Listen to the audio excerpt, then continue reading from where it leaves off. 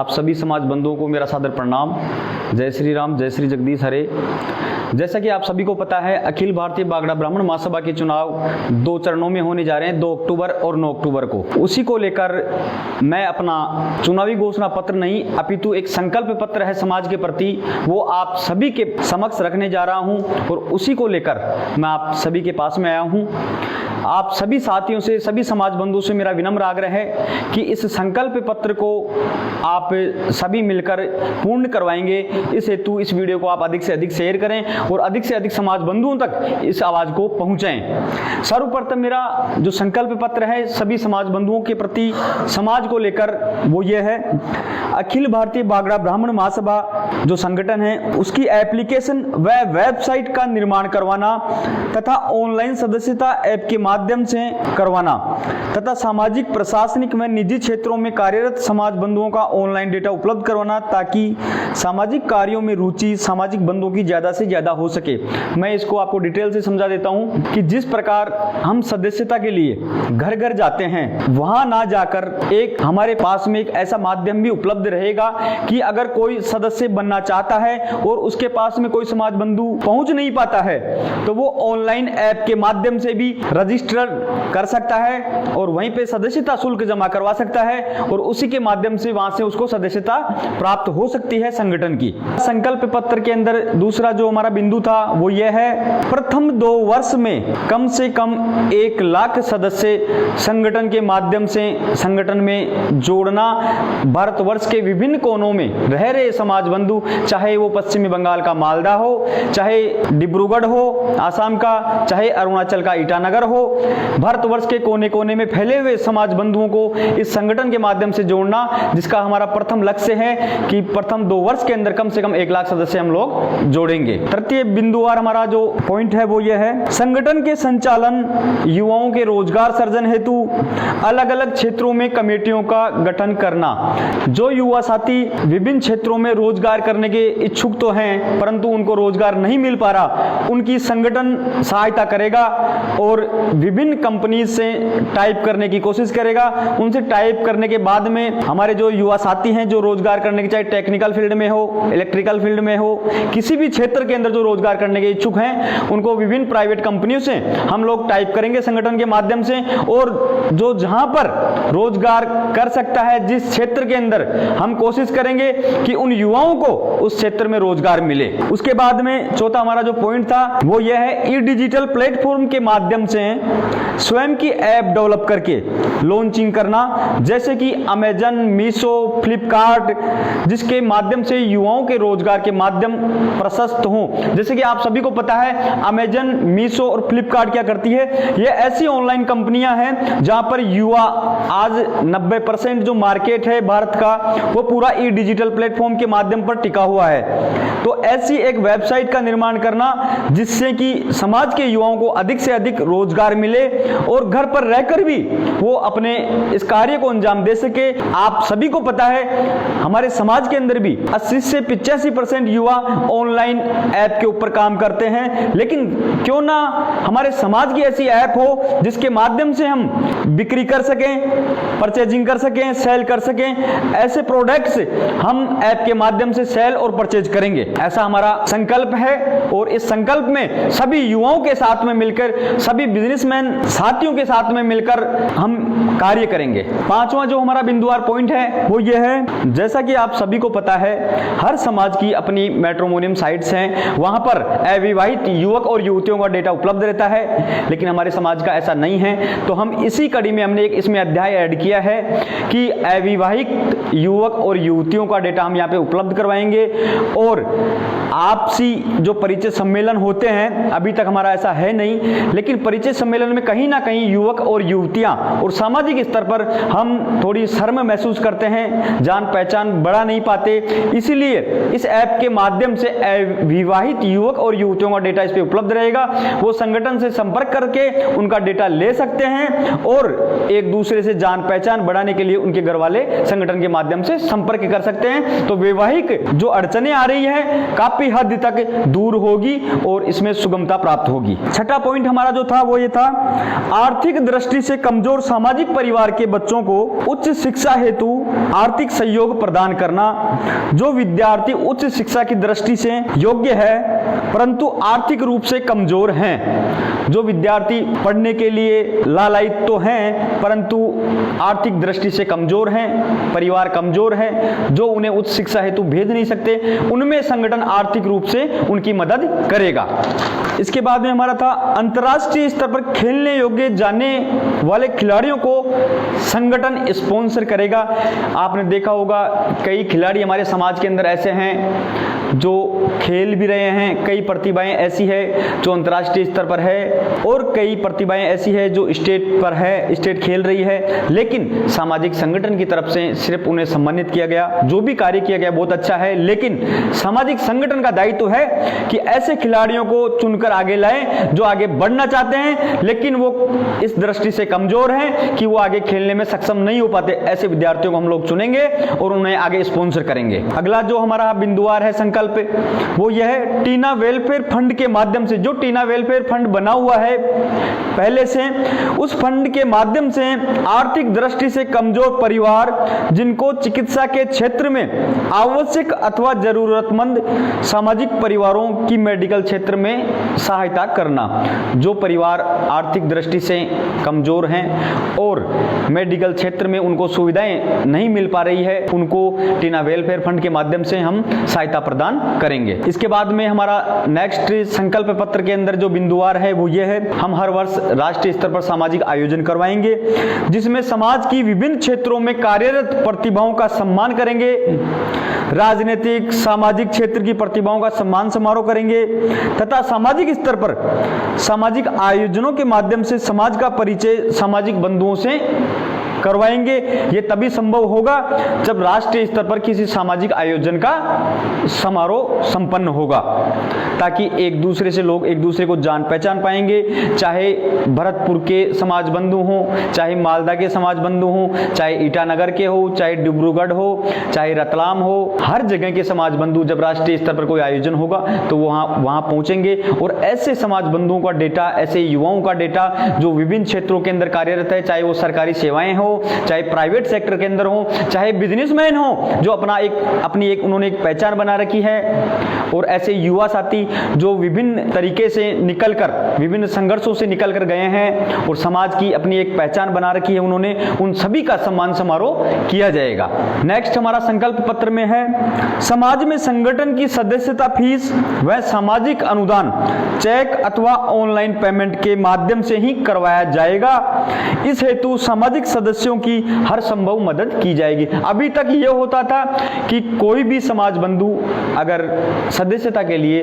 Fees शुल्क देता था तो वो केस के रूप में देता था, जिसका लेखा जोखों में काफी सारी समस्याएं आती थी। तो इन समस्याओं को दूर करने के लिए अगर वो चाहे तो ऑनलाइन पेमेंट कर सकता है, चाहे तो चेक से दे सकता है, और ऐसी भी सुविधा नहीं होगी तो उसके लिए जो हर संभव प्रयास होंगे वो किए जाएंगे। लेकिन कोशिश ये रहेगी कि जो पैसा समाज का आ रहा है वो सीधा समाज के जो संगठन बना हुआ है अखिल भारतीय बागड़ा ब्राह्मण महासभा, उसके खाते में सीधा पैसा जाए, ना कि मेरे पास या किसी भी सामाजिक सदस्य के पास वो पैसा जाए जिसके माध्यम से वो संगठन में जाए। हम चाहते हैं कि वो सीधा पैसा समाज के संगठन में जाए। उसके बाद में है, महासभा व क्षेत्रीय समाज बंधुओं के सहयोग से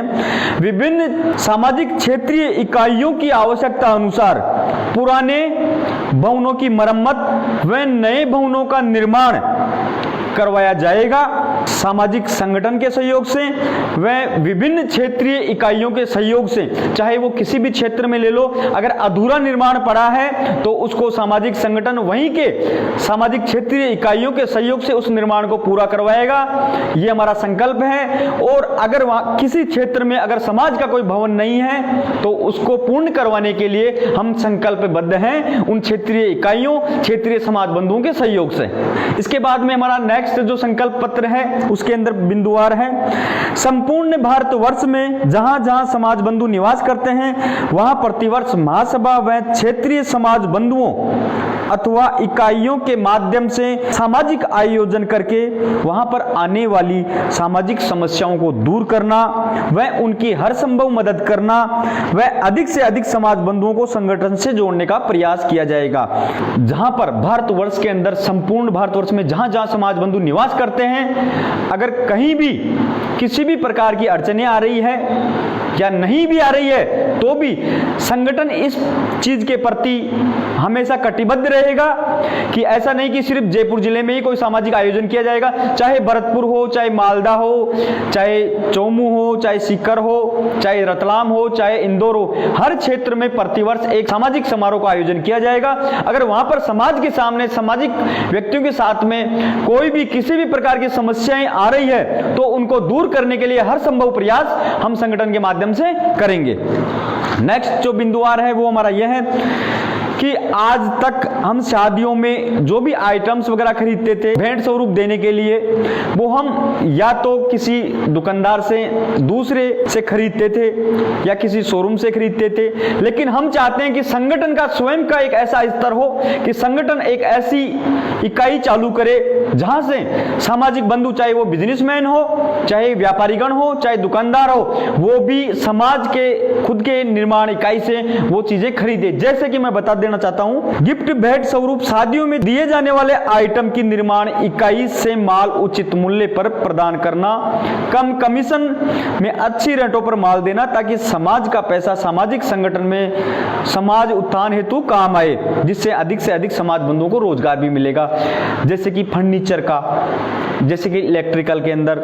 अगर हम कोई भी आइटम्स खरीद के लाते हैं तो वो बाहर से खरीदते हैं, ऐसा ना करके समाज के एक संगठन की हम एक ऐसी इकाई की स्थापना करें जहां पर फर्नीचर का मैन्युफैक्चरिंग हो, इलेक्ट्रिकल का हम असेंबलिंग करें, वो आइटम्स हम जो सामाजिक दुकानदार हैं, हमारे व्यापारीगण हैं, उन लोगों तक भी पहुंचाएं और डायरेक्ट समाज बंधुओं तक भी पहुंचाएं ताकि समाज की जो इनकम सोर्स है वो समाज के अंदर रोटेट होती रहे और समाज बंधुओं को अधिक से अधिक उस चीज का फायदा मिले। दूसरा है ऐसी ऐप का निर्माण करना